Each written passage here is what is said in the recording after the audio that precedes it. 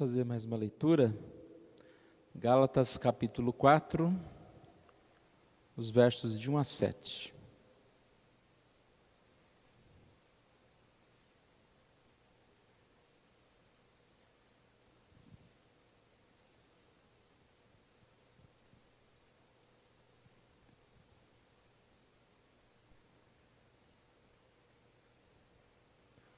Vou ler, os irmãos que queiram acompanhar nas suas Bíblias, Gálatas 4, de 1 a 7.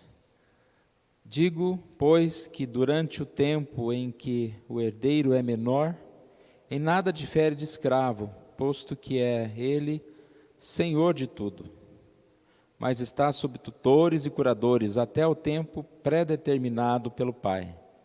Assim também nós, quando éramos menores, estávamos servilmente sujeitos aos rudimentos do mundo.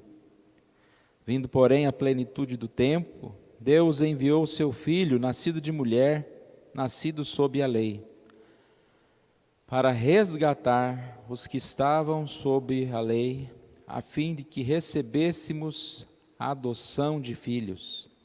E porque vós sois filhos, enviou Deus ao nosso coração o Espírito de seu Filho, que clama Abba, Pai. De sorte que já não és escravo, porém filho, e sendo filho, também herdeiro por Deus. Vamos orar. Obrigado, Senhor. Nós agradecemos a Ti, ó Deus, por esta manhã. Agradecemos a Ti, ó Deus, porque o Senhor é a nossa paz, a nossa alegria. O Senhor satisfaz, ó Deus, o nosso coração. Obrigado, Senhor Deus, porque nós podemos ser Teus filhos, ó Deus. Ser, ó Deus, não escravos do pecado e do mundo e da lei, ó Pai, mas livres, como amados filhos e herdeiros das promessas. Pai amado, que o Senhor esteja nos abençoando nesta manhã, no estudo da lição, da aula, e também nesse momento de devocional. Nós assim pedimos, oramos em nome de Jesus. Amém.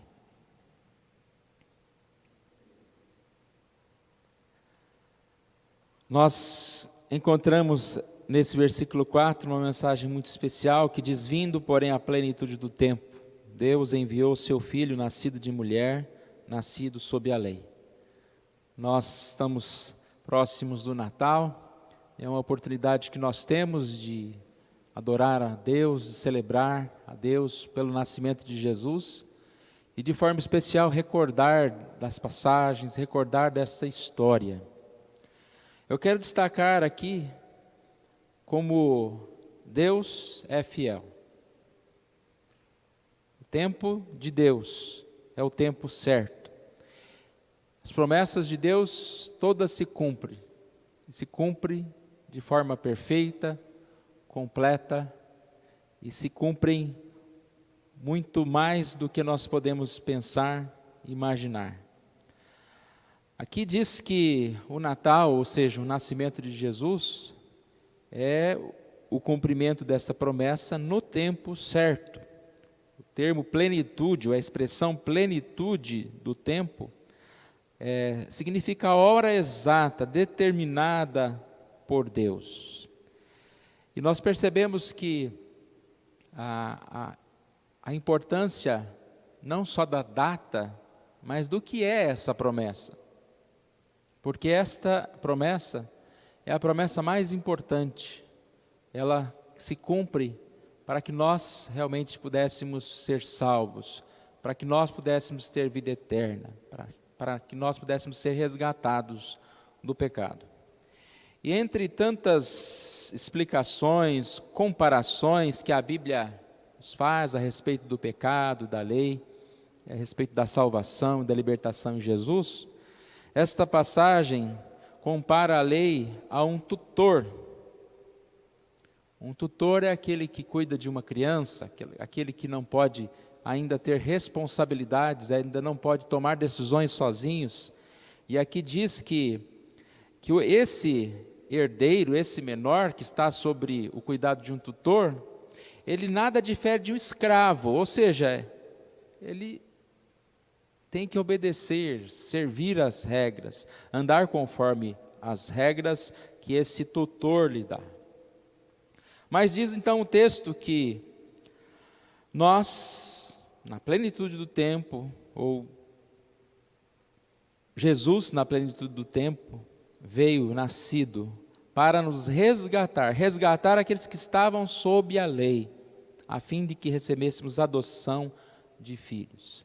Então a lei é comparada a um tutor, e Jesus é aquele que vem nos libertar da lei, nos libertar desse tutor. Repare que sempre a gente lembra, né, que a lei não é má. O problema é o seguinte: você ficar sob a tutela da lei, você está perdido, porque você não tem capacidade de cumpri-la. Se nós fôssemos perfeitos, se nós tivéssemos condições de cumprir a lei, nós não precisaríamos de Jesus. Mas é porque nós somos pecadores, é porque nós necessitamos de Jesus. Ele veio a este mundo. E aqui nós encontramos então esta mensagem, de que nós antes estávamos sob tutela da lei, ou seja, estávamos condenados. Não é só escravos, não era só um tipo de servidão de um tutor, mas estávamos condenados, porque não poderíamos obedecer essa lei. Mas agora nós estamos livres, nós temos um Pai, nós somos herdeiros, não somos mais escravos, mas agora somos filhos de Deus. Essa é a mensagem do Natal, em resumo, que nós vamos ver de várias formas, em contextos diferentes, mas essa é a mensagem maravilhosa de Jesus. Essa é a mensagem maravilhosa da Bíblia, que no tempo oportuno, Deus providenciou todas as coisas, Deus providencia todas as coisas. No tempo oportuno nasceu Jesus. Falando sobre o tempo, irmãos, o quanto nós temos dificuldades de compreender o tempo, de ser submissos ao tempo, de viver no tempo. Eu creio que quando nós olhamos para esta passagem e vemos a perfeição de Deus, nós podemos buscar espelhar a bondade de Deus, espelhar a sabedoria de Deus. E essa mensagem para nós também serve como lembrança de que nós todos precisamos aproveitar melhor o tempo. Nós todos precisamos aprender, buscar sabedoria para agir no tempo correto. Uma questão é aproveitar mesmo o tempo. Eclesiastes 3:1 diz que tudo tem seu tempo determinado. Há tempo para todo propósito debaixo do céu. E nós não podemos desperdiçar o tempo, seja com ociosidade, seja com preguiça, seja com falta de foco tão comum, né, nos dias de hoje, onde as pessoas se distraem. Mas também seja na ansiedade, tão difícil. Quando você tem tempo, você tem saúde, mas você parece que não tem forças para utilizar bem o seu tempo. É importante nós notarmos que o tempo que Deus nos dá é a bênção de Deus para nós, para a nossa vida. Cada dia que nós acordamos cedo, nós podemos agradecer a Deus por mais um dia, pelo tempo que Ele nos dá. E nós precisamos sim desfrutar de Deus nesse tempo, falar de Deus nesse tempo. Foi as duas coisas que nós começamos hoje na liturgia. O tempo que nós temos para desfrutar das maravilhas de Deus, nos alegrarmos do Senhor, satisfazer os desejos do nosso coração na presença de Deus. O tempo que Deus nos dá para levar essa mensagem, ser luzeiros do mundo, anunciar. Nós temos a oportunidade de levar a mensagem àqueles que estão, vamos dizer assim, meio que lá nem cá, estão se afastando de Deus. Nós podemos levar essa mensagem a esses, também levar a mensagem aos perdidos, aqueles que estão sem Deus. Questão de tempo, tem uma ilustração que é algumas vezes contada, que é interessante sobre isso, para mostrar o valor do tempo. E a ilustração começa dizendo, acredito que nós como nós estamos falando, nós vamos entender o que é a ilustração de primeira, mas quem não está dentro do contexto não entende. A ilustração começa dizendo: se você ganhasse todo dia 86.400, o que você faria? Se você tivesse ganhando 86.400 todos os dias e tivesse o dia inteiro para gastar, o que você faria? Sabe qual é, né, a ilustração? E aí ele diz: você ganha 86.400 todo dia, 86.400 segundos, todo dia se renova, 1.440 minutos, 24 horas, se tiver errado a conta aí, depois vocês consertam. Mas também não vai parar agora para fazer a conta, né? Que presente é esse que nós temos todos os dias? E o que nós fazemos com esse presente? E nós podemos sim, irmãos, mais uma vez, dia a dia, aproveitar, viver o nosso tempo. E sempre viver nessa expectativa da eternidade. Porque às vezes a gente limita o nosso tempo aos dias de vida, mas nós teremos a eternidade. Então nós temos muitas oportunidades, muito o que fazer, muito para fazer. Posso dizer que o bem maior que nós temos é o tempo. É claro que o nosso bem maior é Deus, mas o bem maior fisicamente nesse mundo é o tempo. Não é quem tem muito dinheiro, não é quem tem muitas oportunidades, é o tempo. Porque o tempo, se ele for bem aproveitado, seja onde nós estivermos, nós com saúde poderemos desfrutar com alegria. E aí os mais jovens não esquecem que eles têm um tesouro muito grande, muitos anos de vida pela frente, o que não é o mesmo para alguns de nós que já estão numa idade mais avançada. Mas o tempo que nós temos é o nosso tesouro e nós devemos aproveitar.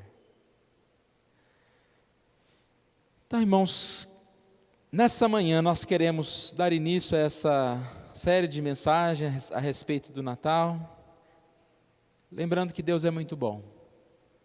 E como diz Gálatas, na plenitude do tempo, Deus enviou o seu Filho, nascido de mulher, para nos resgatar, para nos salvar.